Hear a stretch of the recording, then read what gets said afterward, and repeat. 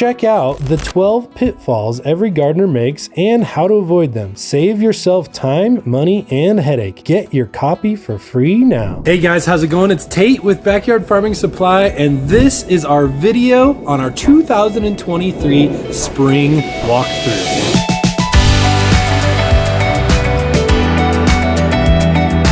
So this is the Seedling Station. We've gotten everything planted. We're in the middle of cleaning this thing and turning it back on to sow our next round of leafy greens and even some of the plants that we're starting right now for fall establishment. So having a hydroponic style as well as organic seedling starting room is really, really important. This allows you not only to take control of the plants that you bring in from day one, but it also allows you to jumpstart and take control of the plants that you're planting at day 30. Or day 60 or day 90 after your garden season has started. So over here we've got our tomato alley. This is the second year that we're featuring the upgraded tomato alley. 3 years ago, Tomato Alley was inspired by just having some general containers on the ground. It inspired us to theme it out with the rest of the property and go ahead and act like these are containers with these subdivided planters. The subdivided planters keeps the roots from interacting from one plant to one plant and potentially contaminating one plant from the other. Look at the amazing beds we've got over here.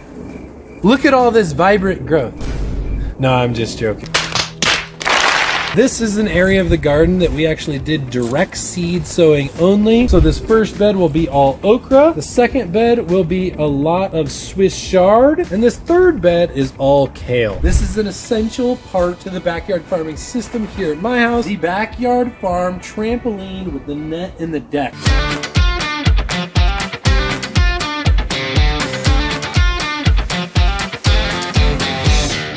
One of my favorite spots in the tour for the 2023 season is these amazing apple trees. They're only 1 year old and they're already massive. This is a 9-foot by 9-foot triangle, and each one of these apple trees is a 4-way graft. So we've got 12 apples on a 9-foot triangle that are going to be absolutely amazing. These 3 beds traditionally in the past were all corn. As well as last year, I made the huge mistake of planting 2 varieties of corn, thinking that the variable timing difference of pollination was going to prevent them from cross-pollinating each other and making the corn really starchy. That didn't happen, and I totally failed. And the 2 corns, as much as the seed packets led me to believe that they would drop their pollen and start pollinating themselves at completely different timelines, it all came down to the weather, and it all came down to the irrigation and fertilization plan, which caused them all to boost really rapidly and kind of just thrive. And they both pollinated the exact same time, and it basically ruined all of my corn. One of the oldest and best features, and some of my favorite features here in the backyard farm, are these big bumper beds. These things are about 26 inches deep from the bottom to the top. They give you a really good height to do what I call comfort height gardening, where you're not bending over and breaking your back to do any garden maintenance. It makes weeding really easy. It makes plant trimming really easy. Also makes plant inspection really easy because you can easily turn over a leaf and make sure that there's no bugs on it. You can easily inspect them after a hailstorm and make sure that the apical meristem is good. And you can really easily make sure that the base stem doesn't have any bacterial or fungal diseases that could be affecting the very bottom of the plant right at where it comes out of the soil. This is one of the biggest prone areas for disease and viruses to display themselves. Let's keep the tour going for 2023 spring season,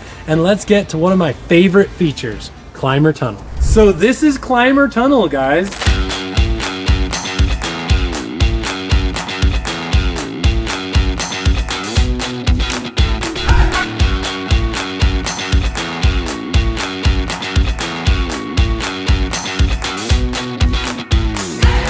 Climber Tunnel has over 40 types of cucumber in here. It also has over 40 types of beans in here. And it also has a multitude of variety of peas in here. Basically, we're using the cucumber vine, just like the Three Sisters, to be able to allow peas or beans to wrap around it, grow up the vine, and ultimately also allowing the cucumbers to be a little bit more protected from the elements, roasting on their stems, roasting on their leaves, and it's gonna also make a really cool aesthetic opportunity here in the backyard farm. One other area that always captivates people's attention here in the backyard farm is the fruit cocktail orchard. This is my fruit tree orchard. It's only about a 30-foot long bed, and we have got over 35 types of fruit on this one bed. Each one is a multi-graft, and a lot of these are actually fruit cocktail trees. Each fruit cocktail tree has 5 types of fruit. So just on these 3 trees, we've got 15 types of fruit. But we also have a flavor top nectarine. We also have a black ice plum, and we also have a 5-way pear combo, as well as a 5-way plum combo. One of my favorite areas of the entire backyard farming system here at my house is the irrigation station. I call this the brain. This is really more than just the brain, because not only does the brain controller feed these plants the irrigated and fertilized mix when we want, but also all of these tanks house all of my different fertilizers that I apply to my garden. The main brain and nervous system for the irrigation station is actually right here on the wall. We bring our water and our nutrients in, we bring them through our pump, past the pressure gauge, through these filters, through a sight glass, and down to the solenoids that distributes it to the rest of the garden. I'm Tate with Backyard Farming Supply. Thanks for following us through the 2023 Backyard Farming Adventure. We appreciate the love and support. Have a great day.